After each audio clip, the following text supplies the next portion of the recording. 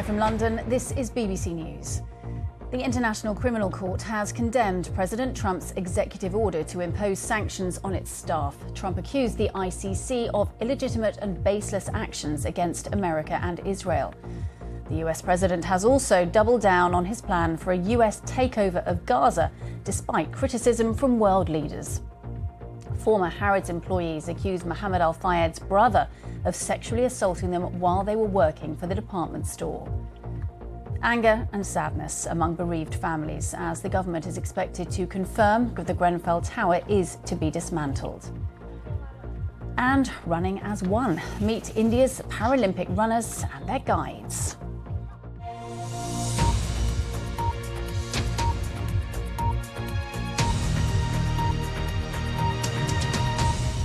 Hello, I'm Sarah Campbell. Welcome to the programme. We begin in the United States, where Donald Trump has denounced the International Criminal Court, accusing it of illegitimate and baseless actions against the US and Israel, a move Israel has praised, but which the ICC itself has condemned.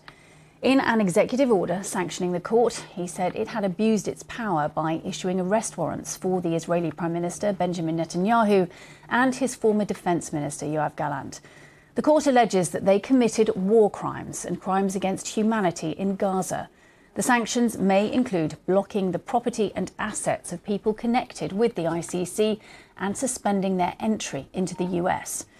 On Thursday, Mr. Netanyahu met top US lawmakers on Capitol Hill. Neither Israel nor the US is a member of the ICC or recognises its jurisdiction. Israel's Foreign Minister Gideon Saar has praised the president, stating on social media that the ICC's actions were immoral and illegitimate. The ICC itself has condemned the move, saying it will harm its independent and impartial judicial work. In a statement issued in the past few minutes, it says the court stands firmly by its personnel and pledges to continue providing justice and hope to millions of innocent victims of atrocities across the world. Well, let's speak to our correspondent, Joe Inwood, who is in Jerusalem for us. And Joe, just in practical terms, what do these sanctions actually mean? I mean, probably not a huge amount in terms of the impact they'll have on Benjamin Netanyahu or Yoav Gallant, the former defence minister. They were already going to have restrictions on their ability to move into countries, to travel around countries, for example, in Europe, who would be under an obligation to arrest them under the ICC warrant. It's difficult to know if this action from Donald Trump will change the calculation of any of them, but one would imagine probably not. Where it might have a practical implication, according to former ICC staff who spoke to the BBC earlier, is in impeding the ability of members of the ICC staff to do their job, to carry out investigations. But again, that is hypothetical. It's difficult to know exactly what it will do. What it is I think, another example of a diplomatic victory for the Israeli government when it comes to their relations with the United States. They are going to be, as we've heard from the foreign minister already, they're delighted about this. And I think it's just another example of President Trump taking the side of Israel in these international disputes. Yeah, and sort of running parallel to this, the world sort of continuing to digest his plans for Gaza. And he has been further clarifying what he thinks about its future and the future, indeed, of the Palestinian people. Yeah, I think by clarifying, we also mean doubling down upon. He has spoken in the last 24 hours on his platform, Truth Social, and has said that he wants to see all Palestinians leave the territory and that the US would take ownership of this, turning it into a Riviera of the Middle East. I mean, there were audible gasps when he set out this plan. And I think many people are really struggling to come to terms with the idea that so many years of established American foreign policy has been torn up in such a dramatic way, and in a way that is so advantageous to or along the lines of preference of the Israeli government, and certainly on the hard right of Israeli politics. They can't believe their luck that the President of the United States has been saying this. In terms of its practical implications, we're already seeing the Defence Minister here telling the IDF, the Israeli Defense Forces, that they need to prepare to allow civilians in Gaza to leave if they want to. Now, the way they're framing this, it is not as the forcible relocation of people, which of course would be a crime under international law, but about giving people the option to move should they want to. As they said, it was a right that all people have. I think it is worth pointing out that this right is one that's been denied to the Palestinian people, especially the people of Gaza, for many years, and so there will be eyebrows raised, to say the very least, that it has now been decided that this is the time to allow freedom of movement for the people of Gaza. Yeah, and of course, as all this is happening, we have the Gaza ceasefire, which is always described as being incredibly fragile. You know, are there any concerns being expressed as to how President Trump's plans may impact that ceasefire? Yeah, not least from the Egyptian government. Now, they're one of the key mediating partners in this, and we've heard from them in the last 24 hours as well, saying that this plan is going to jeopardise the future of the ceasefire. I mean, just to explain, part of this is a three-stage ceasefire process, and the first stage is temporary, the second stage is supposed to be permanent, and the third stage is about offering a political horizon, offering a potential future for the people of Gaza. And if that future is a future that does not involve them being in Gaza, then I think it's going to be very difficult to see how this deal will work. Again, we don't know how it is going to play out yet. These negotiations are supposed to be starting at some point soon, but we don't have any concrete news on when that will happen, the phase two. The moment we're in phase one, and even that could be jeopardised by these plans from President Trump. OK, Joe Winwood in Jerusalem. Thank you. Here in the UK, 3 former Harrods employees have accused Mohammed Al-Fayed's only surviving brother of sexually assaulting them whilst they were working for the department store. The women, who are speaking for the first time to the BBC, say Ali Fayed, who co-owned Harrods with his brothers, sexually assaulted them in the 1990s. Mr. Fayed, who now lives in the US, denies all the allegations of wrongdoing and says the incidents simply never occurred. The latest allegations come in the wake of a BBC documentary which exposed abuse by Mohammed Al-Fayed, who died in 2023. You may find some of the details in this report by Daniel De Simone. Distressing. Initially, Ali felt calmer than Mohammed. So I kind of thought maybe he will be kinder to me, but he wasn't. Frances was an interior designer at Harrods when she says Ali Fayed, co-owner of the department store and younger brother of Mohammed Al-Fayed, began to molest her. During a work trip to Ali Fayed's house in the USA, she says the abuse escalated. I was in the bathroom, I'd got undressed, I was just in my bra and my pants. And as I came out, he was in the room, just there. The next thing I knew, I was on the bed. He was literally inside my bra, inside my pants, just trying to get on top of me. And I knew what his intention was. I think I was just like numb. Francis says the assault was interrupted when one of his young children called to him. Ali Fayed, who is now 82 and lives in the USA, bought Harrods in the 1980s with his brothers Salah and Mohammed. They sold it in 2010. All 3 women who say they were abused by Ali Fayed also say they were sexually abused first by Mohammed Al-Fayed. They are taking civil legal action against Harrods. Amy was in her early 20s when she says Mohammed Al-Fayed ordered her on a trip to Switzerland with his brother Ali to help with paperwork. Once we got to the chalet, it was myself and Ali. No efforts were made to even create something for me to do. She says Ali Fayed suggested they go for a swim at a local sports centre, but the pool was deserted. He pulled me in and groped, fondled, and trapped, very much trapped. I was terrified to think, how am I going to get out of this? Another woman told us Mohammed Al-Fayed ordered her to this London building, where the brothers owned apartments, to meet Ali Fayed. It was here, she says, Ali Fayed sexually assaulted her. She says she felt shared between the brothers. A spokesperson for Ali Fayed says he unequivocally denies all allegations of wrongdoing and that the alleged incidents simply never occurred. They also said Mr. Fayed will not be scapegoated. Both Mohammed Al Fayed and his other brother Salah, who have both died, have been accused of multiple sexual offences. Neither faced charges while they were alive. I think for Ali Fayed, justice should be a criminal investigation. I also realise that this is my chance to finally stand up for myself. I'm not going to be that scared 24-year-old girl who doesn't know what to do. Gosh, all just incredibly brave, coming forward and sharing their stories. And Daniel is here now. What are Harrods saying about this latest development in a story that's been going on for months now, really? Well, Harrods itself says these latest claims point to the breadth of abuse by Mohammed Al Fayed and raise serious allegations against Ali Fayed.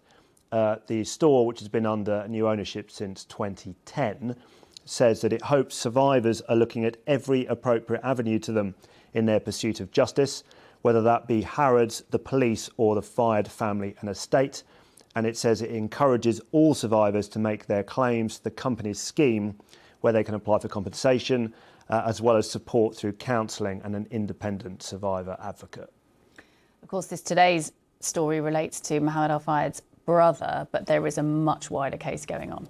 There is. So all three women in today's report say they hope there will now be a police investigation into Ali Fayed. As for Mohammed Al Fayed, who's of course dead, he died in 2023, there are actually police inquiries going on in relation to him. What's come out since the BBC film in September is that 21 women went forward to the London's Metropolitan Police before he died, yet he wasn't charged, and there's been a lot of concern about that. So there's a review looking at how those claims are handled, whether they were investigated properly. And that's due to come out in the next few weeks, apparently, we think. And then separate, and actually, in addition to that, 90 further women have come forward to the Met since September's documentary. So it's a total of 111 women that have now spoken to the Met Police. But separately, there's a live criminal investigation into more than 5 people who the Met suspect may have assisted or enabled sexual offending by Mohammed Al Fayed. And that investigation is looking at whether there's any potential for criminal charges against any of those people. Okay, Daniel De Simone, thank you. Now, if you've been affected by any of the issues in this report, do please visit bbc.co.uk/actionline. Sweden's government says it plans to restrict access to semi-automatic guns after the country's worst mass shooting earlier this week. 10 people were killed and the gunman also died in the incident at an education centre on Tuesday. The government now plans to amend Swedish gun laws, saying there are certain types of weapons that are so dangerous they should only be possessed for civilian purposes as an exception. Around the world and across the UK, this is BBC News.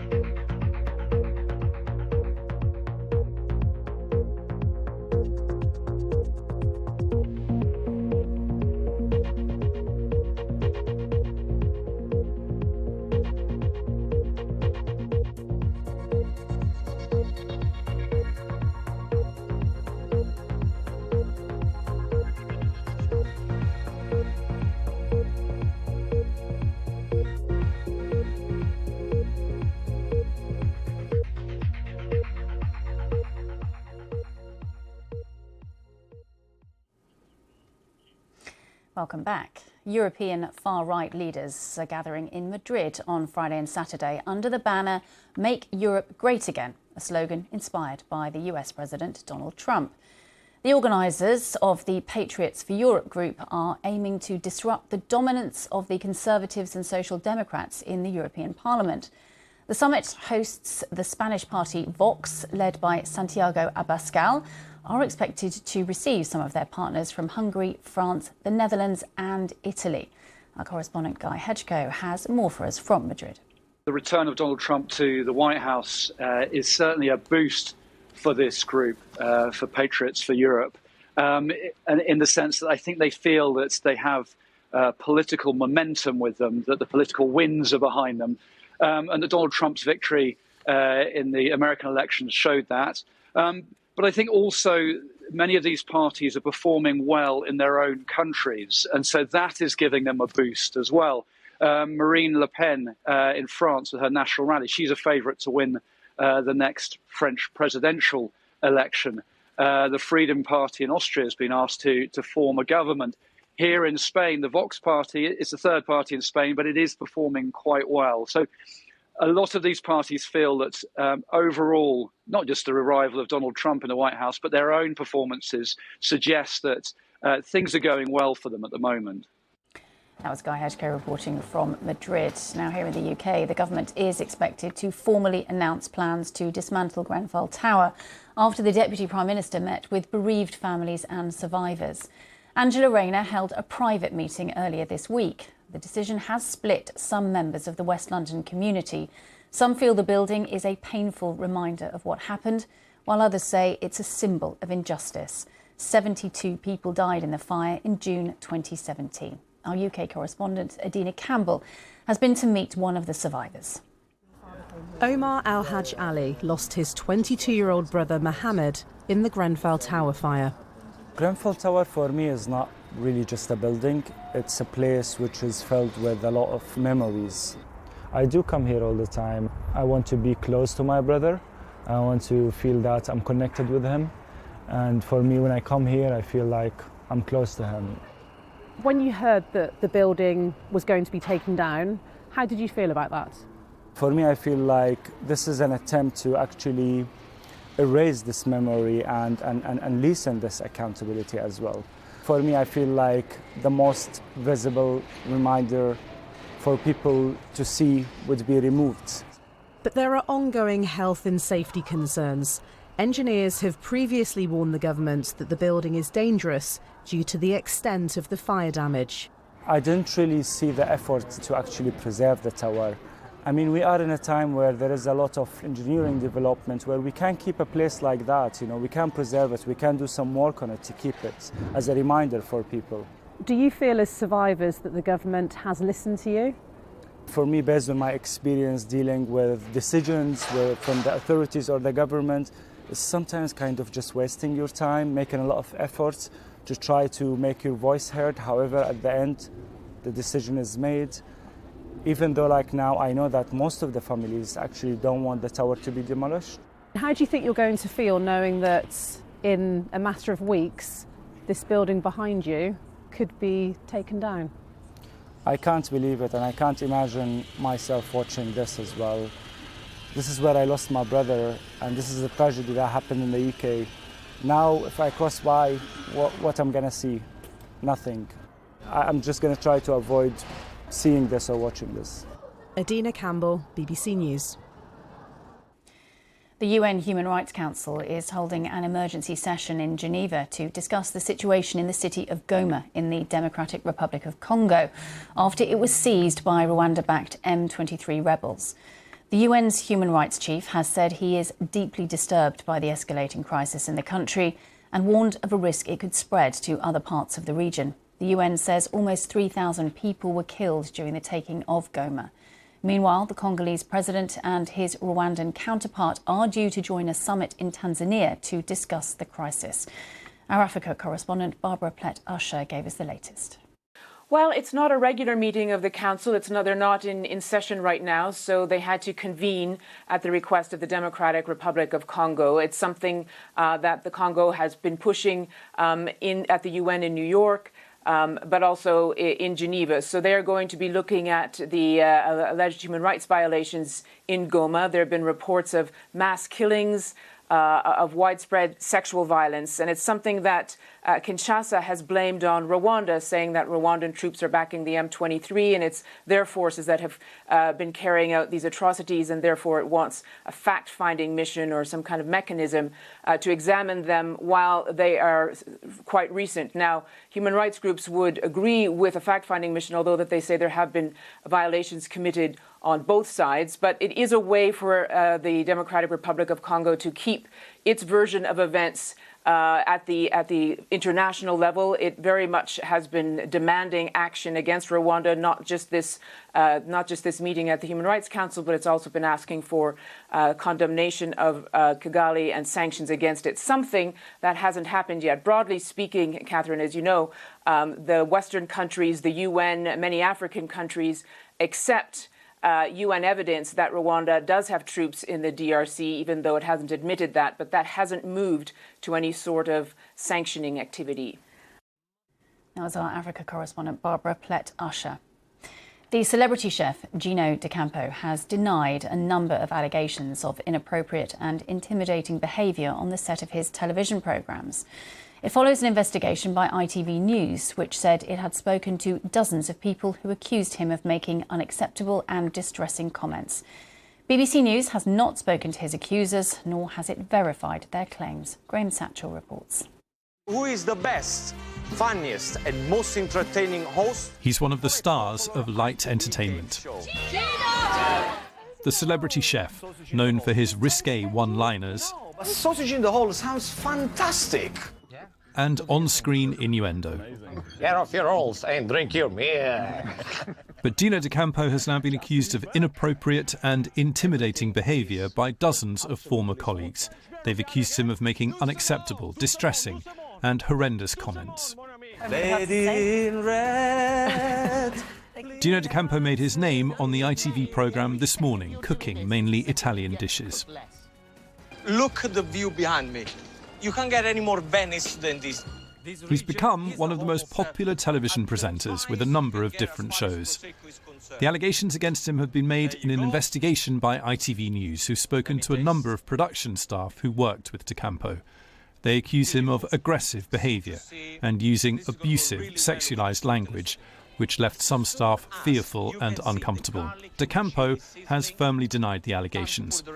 In a statement to ITV News, he said he'd never been made aware of these matters previously. I am a father, husband, and have worked with well over 1,500 people on around 80 productions in my career, which I have been so proud of. He said suggestions he'd acted improperly was deeply upsetting. ITV, which commissions and broadcasts Gino D'Acampo's shows, said the allegations describe behaviour which is inappropriate and unacceptable. Most of them were not reported to ITV at the time. Where issues have been raised with ITV, action has been taken. Name a famous TV chef. ITV News has reported that the latest series of Family Fortunes, filmed in 2023, is not currently scheduled for broadcast, and that ITV has no plans to work with Gino D'Acampo. Graham Satchell, BBC News. Now here's a question for you. How do you run when you can't see the track beneath your feet all the way ahead of you? Simran Sharma was the first Indian woman with a visual impairment to win a medal at the Paralympics in Paris 2024. Apart from running faster than her competitors, her biggest hurdle was finding a guide runner to run alongside her. Divya Arya tracks her journey to find out how Simran did it. A medal at the top para-athletic competition is the sweetest memory for sprinter Simran Sharma. Made possible with the support of her husband, who is also her coach, and her guide runner. I just thought I have to run today and not take any pressure. So I ran. And I didn't even know about the finish till my guide told me we ran my personal best timing, 24.7 seconds. Simran is partially sighted. Like other athletes with full or partial visual impairment, she runs with a guide, tied to her with a tether. But it's not easy for two bodies to run as one. Simran and her guide Abhay got disqualified in the 100 meters at the 2024 World Para-Athletics Championship. It was the first international competition they ran together. So I learned that I don't have to pull her. I have to allow her to cross the finish line first before I do. Not allow other athletes to get ahead of her, but let her get ahead of me. They learnt from their mistakes and won gold in the other race they ran, the 200 meters. Guide running is complex and it's hard to find athletes for that in India. There is less awareness, and apart from a shared medal with the para-athlete, they have no long-term support.